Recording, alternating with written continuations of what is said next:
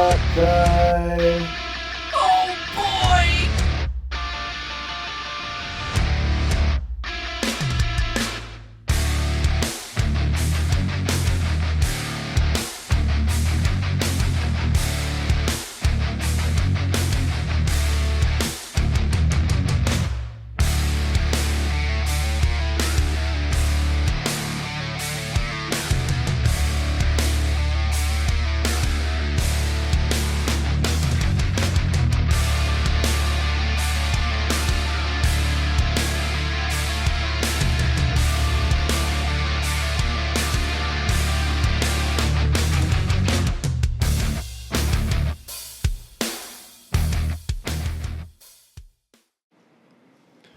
Welcome back to another episode of Learning Trick Shots is a load of fun.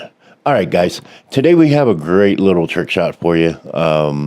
It's one that I've encountered a few times during matches and gameplay and leagues and tournaments and stuff.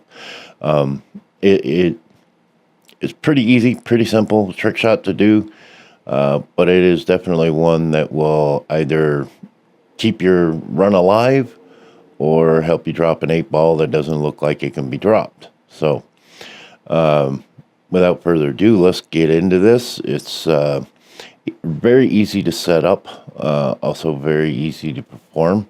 It's just, again, developing a touch for it. So let's take a look at this shot for today. And what we have is an object ball jump.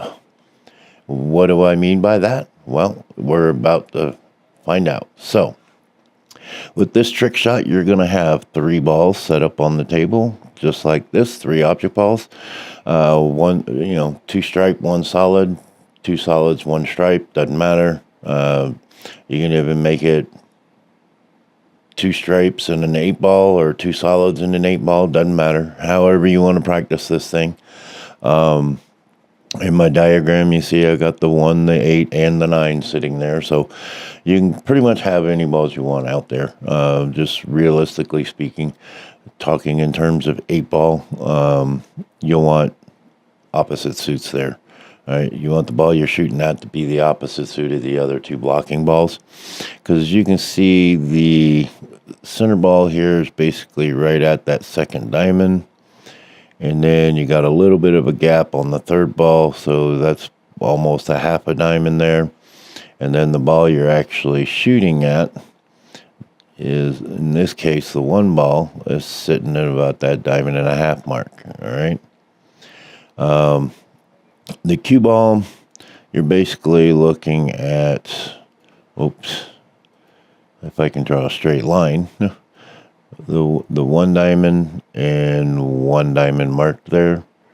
All right. But it can pretty much be anywhere in this particular area of the table. Because essentially what you're doing with this trick shot is you're shooting the 1 ball over here into this side pocket. So you're doing a bank shot, but you're causing the object ball to jump. Because the 2 stripes obviously block the 1 ball from going really to any pocket, unless you're going to try and reverse bank it back over here, which is not a very high probability that you're going to get enough spin on the object ball to make that happen. So what we're doing with this is we're banking that 1 ball into the side pocket. So, like I said, that center ball goes at the 2nd diamond.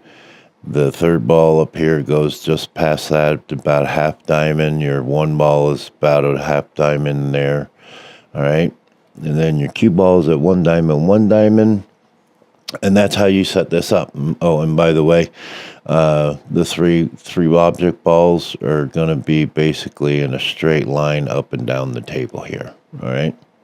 So, with all that said, let me pull up the execution diagram for you guys, and you can see how this is going to get executed here.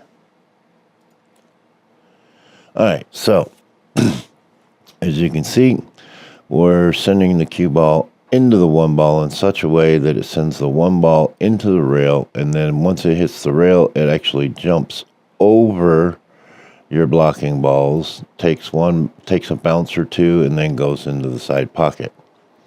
All right. So, in order to pull that off, you're going to have to elevate your cue to about 20 to 30 degrees, and whichever height works best for you and your cue, that's what you go for. I need to go slightly to the higher end of that because I have a softer tip in order to make this happen. So what you're going to end up doing is going to come in and strike through the core of the cue ball at that 20 to 30 degree angle, right? With about a 3 rail shot worth of speed with your stroke.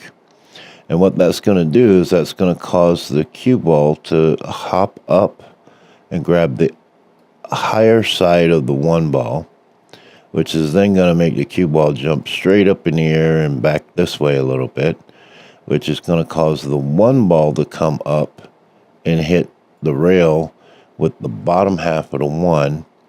And that's what's going to cause the one ball to jump over your object balls. Okay? And you want to aim the one ball so that it comes off the rail, headed in that direction of the side pocket. I found personally that if I aim it in such a way so that it hits the rail, if you think of it in terms of a regular shot, right, when I'm aiming, I'm actually aiming to make the one ball come over here and hit the rail just short of the side pocket. Now, I know that seems kind of odd to say that, but remember, when the object ball comes into the rail, it's going to compress the rail. And considering the fact that it's in the air, it's going to add some spin to that object ball. So when this comes off, it's actually going to have some counterclockwise rotation to it. So when it hits the table, it's going to slow down a bit, and because of that extra push from the rail, right about in here somewhere is where it's going to hit the table, and you'll see this happen if you pay close enough attention or record it yourself. All right, it'll hit the table, and it'll take another hop, but it'll also kind of like slow down a little bit, and also push farther up table so that it actually comes straight into the pocket. And that's all because of the spin that it picks up once the object ball hits the rail. All right. So with all that said, I'm not going to hold this any longer. Let's take a look and watch and see what happens here. And there you have it, guys. And just so you can see it one more time.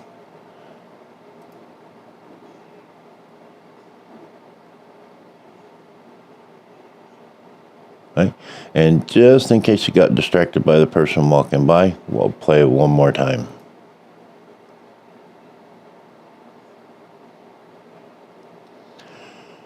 Alrighty. So if you were watching close enough, you would have seen and noticed how there was some backspin on that one ball when it hits the table. All right, that's kind of that spin and stuff and the throw that it picks up off of the rail is what actually sends it to the side pocket, even though you're aiming to hit the rail short of the side pocket. Pardon me.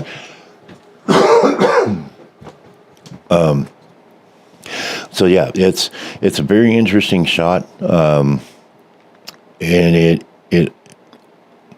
opens up your understanding a little bit about the physics of pool, because like I said, you're shooting into the cue ball with a center ball hit.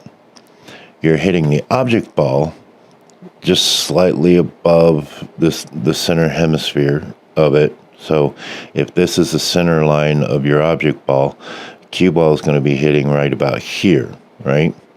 So then when the object ball goes into the rail, and say this is the center of the object ball, the rail is actually here, right? Which is what causes that object ball to lift and go up and over those balls. And in the process of that, it picks up some reverse spin and some side spin from the rail, and the cushion action of the rail giving in to the ball and then kicking the ball out. All right. So that's what's happening in there. Maybe one of these days I'm going to try and figure out how to get these things into slow motion for you guys so you can actually start seeing some of that, the physics of the game and seeing the rotation on the balls. If that's something that you would like to see, go ahead and leave a comment and let me know. And I'll be happy to try and work that in, pull out After Effects and dust off some of my visual effects and motion graphic skills, and we'll see if we can make that happen for you guys. But in the meantime, that's all I have for you today. Relatively easy trick shot. I'd love for you guys to try this and let me know how you do with it. It doesn't take a whole lot. It's easy to set up, easy to execute, but it is a game saver. It is a run saver. All right. So, if you like the content that I put out, like the channel, subscribe to it, leave a comment, and hit that notification bell so you know when future videos come out. All right. So that's it for today, guys.